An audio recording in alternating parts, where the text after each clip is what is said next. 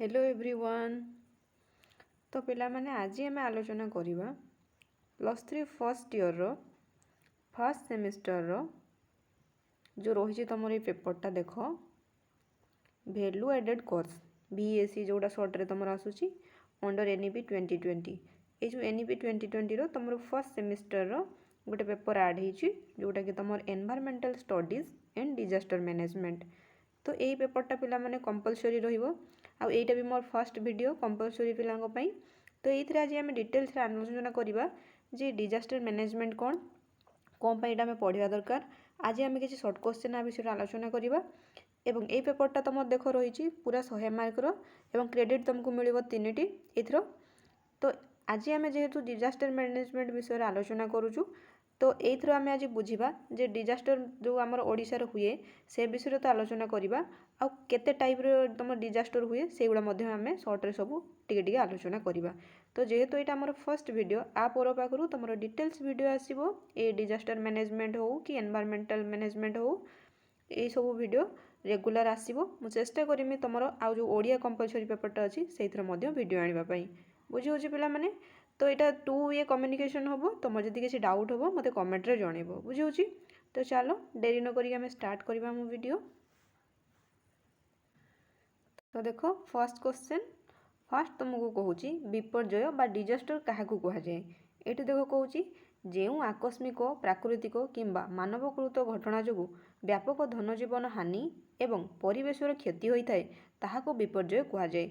तो ये विपर्यय आम कौन बुझिलु ना विपर्यय हूँ जोटा कि आकस्मिक भाव में आसे आकस्मिक भाव में आसे किंतु आम एवं आमर जेहेतु आमर साइंस तुम डेभलप हो गलानी तो आम कि पूर्व जापरुचे सपोज तुम बन्या है कि बात्या है तो आमको किसी परिमाण आगु आम जानी था किंतु सपोज भूमिकंप है सेटा तो आम जानी न था ना। तो डिजास्टर हूँ कौन बा विपर्यय हूँ कौन ना आकस्मिक भाव में सेटा आसे तुम जोटा कि प्राकृतिक किंबा मानवकृत होता है। ये जो तुम आकस्मिक आसे यहाँ आसिले तुम बहु प्रकार धनजीवन हानि हुए एवं परिवेशर मध्य बहुत क्षयक्षति हुए। जेहेतु आम डिजास्टर पढ़ुचे डिजास्टर मैनेजमेंट विषय पढ़ुचे तो पिला माने वर्तमान सिचुएशन तुम आसाम को लक्ष्य कर आसाम स्थिति तुम जब देखुव जापर केमी से बन्या केमी लोक मानकर धनजीवन पूरा पूरी नष्ट हो जाइए माने सेठू मूलरू वर्तमान सभ्यता स्टार्ट करने पड़ो माने टोटाल उपरे जदि सभ्यता कथा कहुए देख से पूरा सभ्यता नष्ट हो जाइए पूरा पानी तले पूरा ध्वंस हो जाइए बुझे यहीगुड़ा हूँ तुम विपर्यय बुझे। तो आम ये कौन आलोचना कलु जे विपर्यय कौन ना आकस्मिक भाव में आसे एवं एटा बहुत प्रकार धनजीवन क्षयक्षति करे बुझे परिवेश को नष्ट कर दिए। तो 2 नंबर क्वेश्चन देखा 2 नंबर देख कहूँ प्राकृतिक विपर्यय कहले कौन बुझ 2टी उदाहरण दियो। आम ये आलोचना कलु जे प्राकृतिक विपर्यय एवं मानवकृत विपर्यय। तो एबे सी कहूँ प्राकृतिक विपर्यय कहले कौन बुझ 2टी उदाहरण दियो। देखो ये कहूँ प्राकृतिक अनियंत्रित शक्ति द्वारा स्वतःप्रवृत्त भाव घटुवा ध्वंसलीला को प्राकृतिक विपर्यय कहुए। प्राकृतिक विपर्यय है जे तुम बन्या बात्या तापर रहा तुम जो भूमिकंप युवा हूँ प्राकृतिक जहाँ कि अनियंत्रित शक्ति द्वारा स्वतःप्रवृत्त भाव में घटू थाए बुझीगला। आउ गोटे देख कौच उदाहरण कौन है जमी मुझे कहली बात्या और भूमिकंप युवा प्रकृति द्वारा होता है बुझे। 3 नंबर क्वेश्चन देखा देख 3 नंबर तुमको पचारूँ मानवकृत विपर्यय कौन 2टी उदाहरण दियो। फर्स्ट आम आलोचना कलु कौन ना प्राकृतिक विपर्यय आम कौन देखिलु जोटा कि तुम बन्या बात्या 2 हूँ कौन ना गोटे भूमिकंप। तो मानवकृत केगुड़ा होता है देख कहूँ मनीषर असावधानता भूल कार्यकलाप किंबा वैषयिक त्रुटि जो सृष्टि होता विपर्यय को मानवकृत विपर्यय कहुए।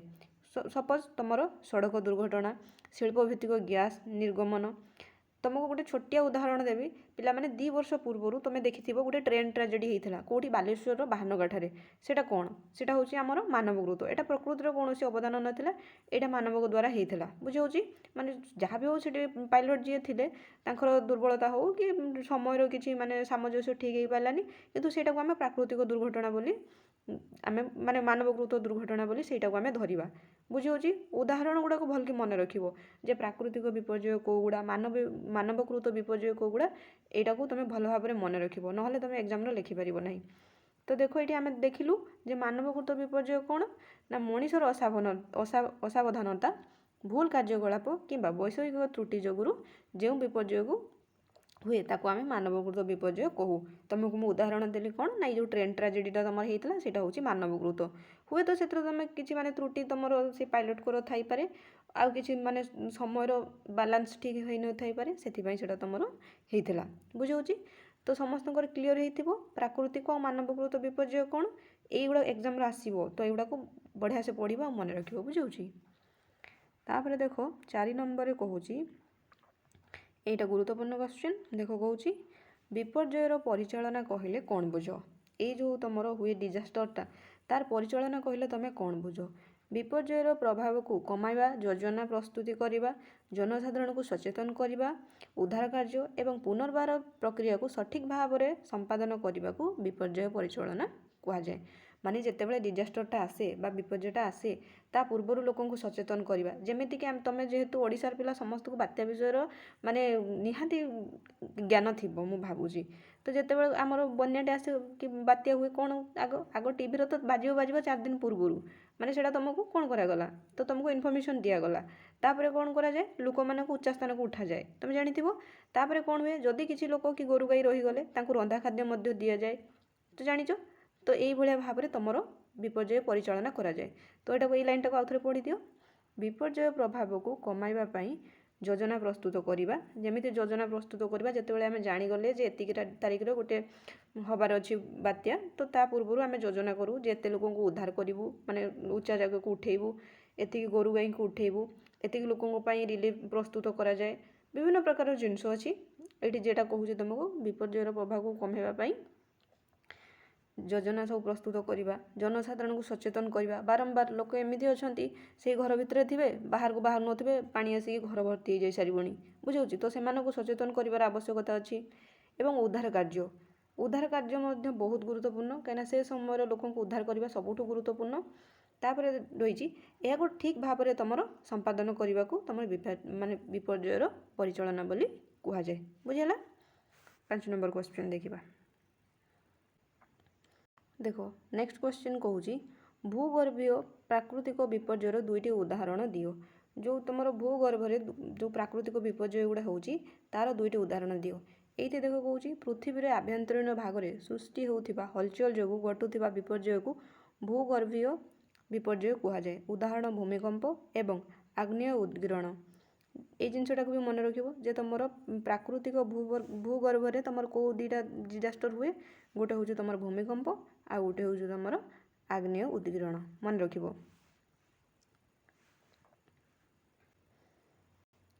नेक्स्ट देख तुमको कहूँ जलवायुगत बा वायुमंडलीय विपर्यय कौन देखुच आम केते प्रकार पढ़िले हूँ विपर्यय ये आउ गोटे विपर्यय विषय कहूँ कौन ना जलवायु आउ रहा तुम वायुमंडलीय विपर्यय कौन ना वायुमंडलर तापमात्रा और चापर अस्वाभाविक परिवर्तन जो घटुवा विपर्यय को जलवायु विपर्यय कहुए। उदाहरण महाबात्या एवं प्रबल ग्रीष्म प्रवाह।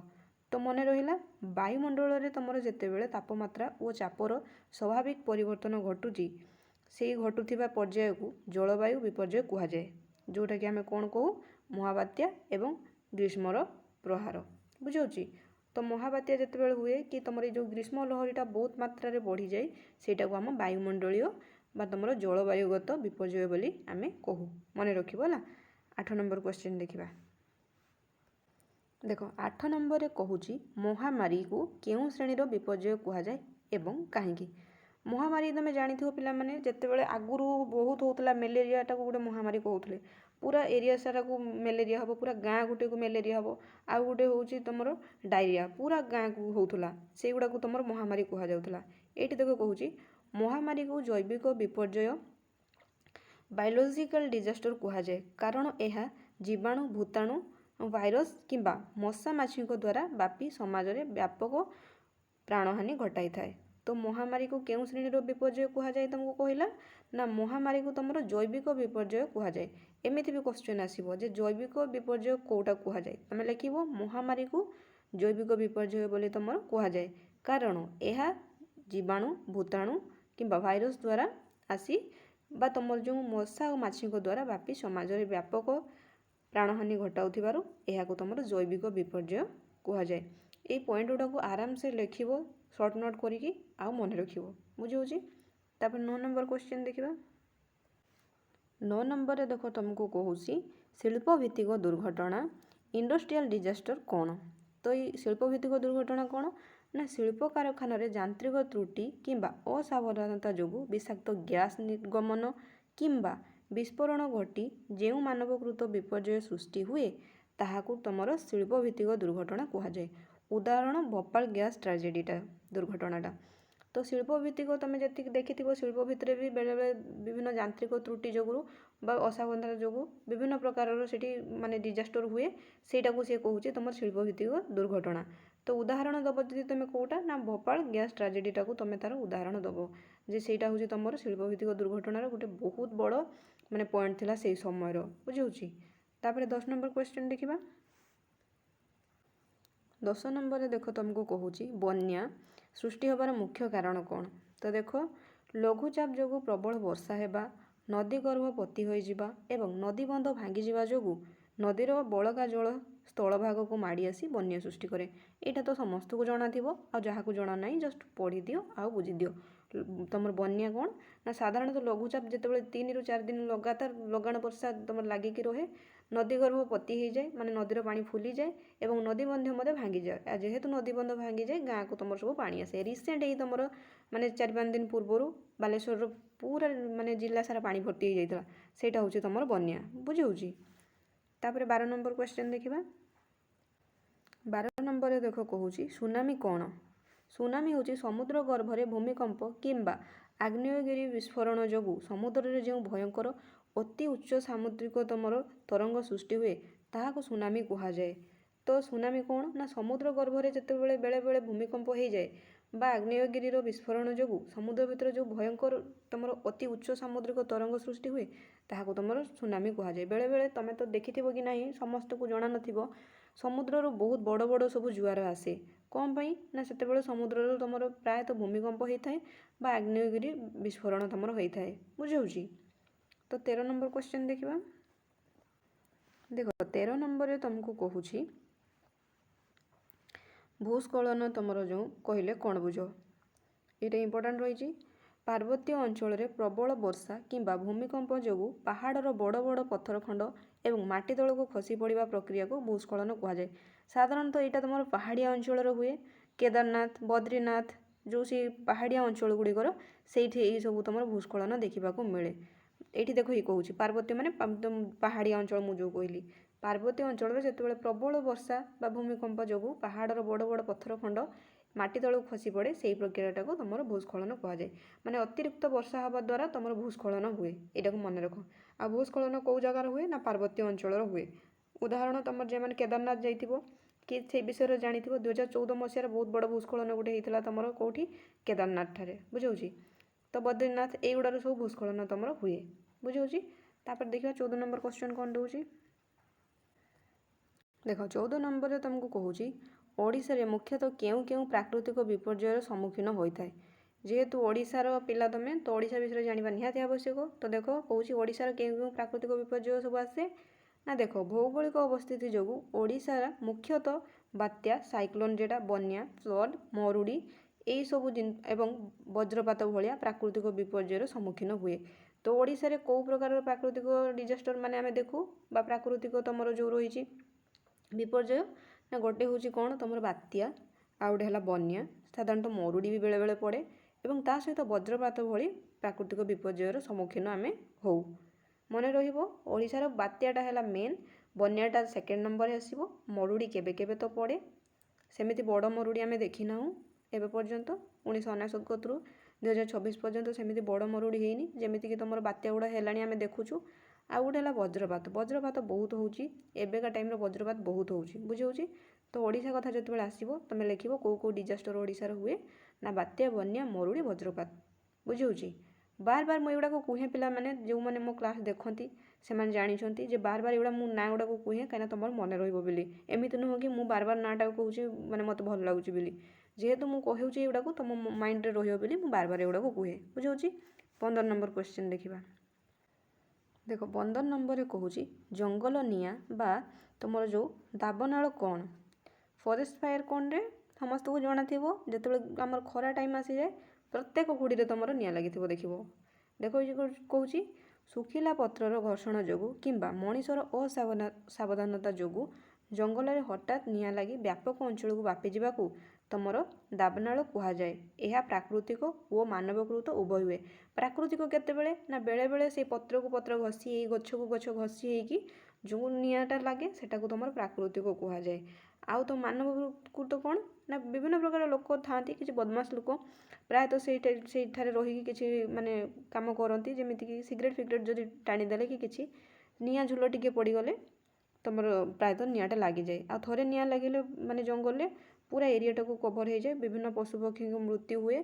आ फरेस्ट एरिया जो लोक मैंने भी माने आदिवासी लोक मैंने बसवास करती धन जीवन बेले बेले नष्ट होबार देखा जाए। बुझे तो जंगल निआँ मुझे तुमको बुझेबा किसी आवश्यक ना तुमको जाना थी बासा को खाली वे तुम लिख है।